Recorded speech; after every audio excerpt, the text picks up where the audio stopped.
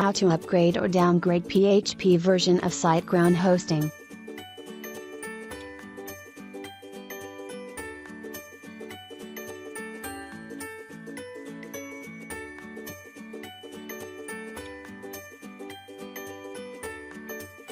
Go to Websites option to open your hosting package.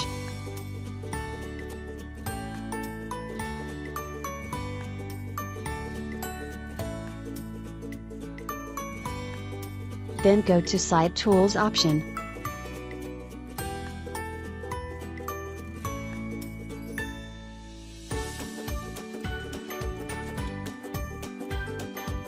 Click on the Devs option, and under the Devs option you will find PHP Manager option.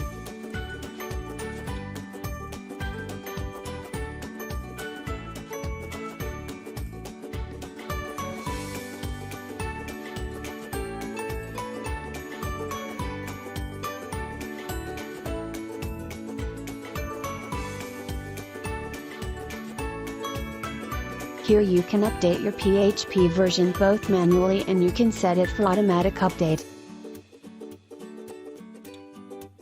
To learn more WordPress customization tutorial, please check other videos of our channel. Share and subscribe us.